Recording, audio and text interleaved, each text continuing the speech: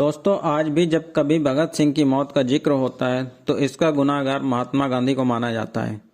लोगों द्वारा अक्सर यह सुनने को मिलता है कि अगर गांधी चाहते तो भगत सिंह की फांसी रुक सकती थी। भगत सिंह के जीवन पर बनाई गई तमाम फिल्में हों या सोशल मीडिया पर युवाओं के गर्मजोशी भरे नारे, उनमें सदैव ही महात्मा गांधी को एक नकारात्मक भूमिका में दिखाया जाता है। युवाओं के आक्रोश और भगत सिंह पर बनी तमाम क्रांतिकारी फिल्मों में भी भगत सिंह की फांसी के लिए गांधी को ही असली खलनायक के रूप में दर्शाया जाता है। महात्मा गांधी ने हमेशा हिंसा का विरोध किया है तथा वो किसी भी व्यक्ति को किसी भी प्रकार की सजा देने का हमेशा विरोध करते थे। गांधी जी हमेशा से ही किसी को भी मृत्युदंड दिए जाने का विरोध करते आए हैं। गांधी जी का यह मानना था कि किसी की जान लेने का हक केवल उसे ही है जिसने वह प्राण दिया है, यानी किसी की मृत्यु निर्धारित करने वाले हम कोई नहीं हैं।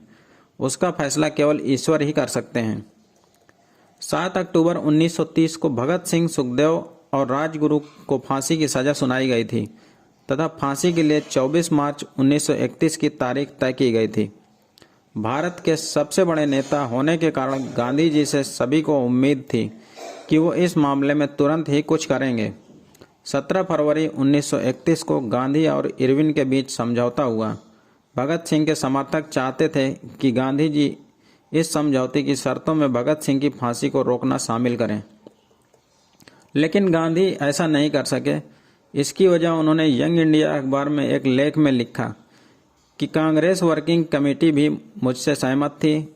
हम समझौते के लिए इस बात की शर्त नहीं रख सकते थे कि अंग्रेजी हुकूमत भगत, राजगुरु और सुखदेव की सजा कम करे। मैं वायसराय के साथ अलग से इस पर बात कर सकता था। गांधी ने वायसराय से 18 फरवरी को अलग से भगत सिंह और उनके साथियों की फांसी के बारे में बात की थी। इरविन ने ब्रिटिश सरकार को भेजी अपनी रिपोर्ट में भगत सिंह की सजा और गांधी के बारे में कहा। गांधी चूंकि अहिंसा में यकीन करते थे, इसलिए वो किसी की भी जान लिए जाने के खिलाफ हैं, मगर उन्हें लगता है कि मौजूदा हालात में बेहतर माहौल बनाने के लिए ये सजा फिलहाल मुलतवी कर देनी चाहिए।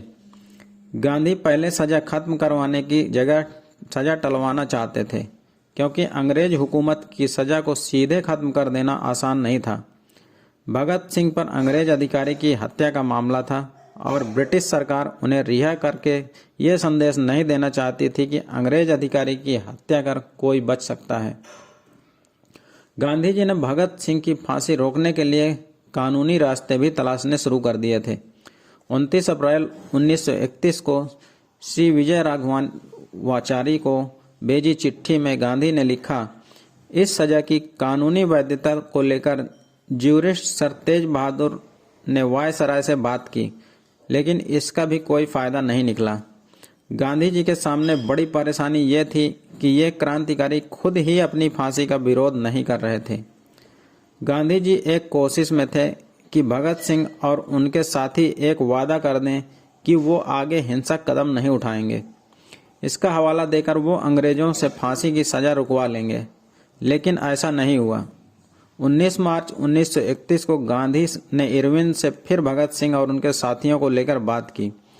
इरविन ने गांधी को जवाब देते हुए कहा, फांसी की तारीख आगे बढ़ाना, वो भी बस राजनीतिक वजहों से, वो भी तब जबकि तारीख का ऐलान हो चुका है, सही नहीं होगा।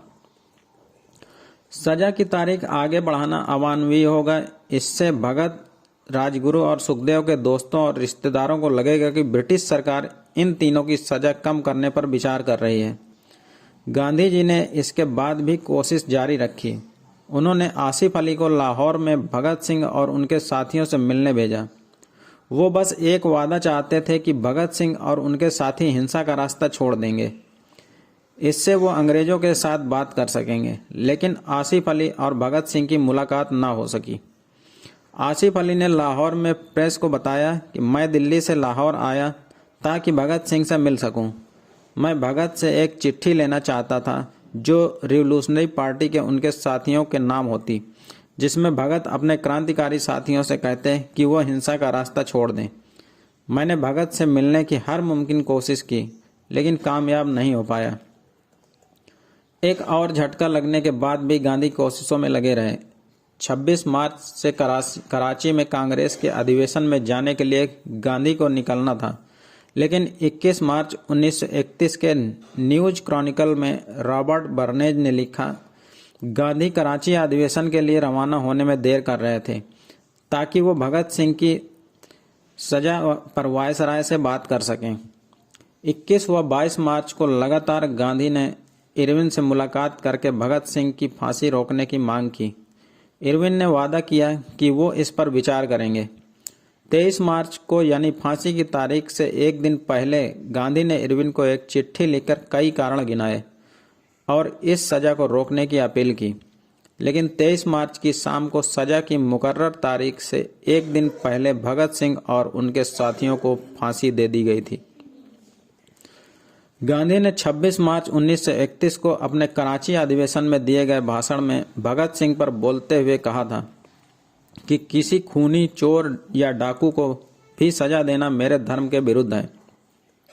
महात्मा गांधी की इस सभा में नौजवान भारत सभा के सदस्य भी बड़ी संख्या में मौजूद थे और तभी भीड़ में से किसी एक ने गांधी से चिल्लाकर पूछा, आपने भगत सिंह को बचाने के लिए क्या किया है?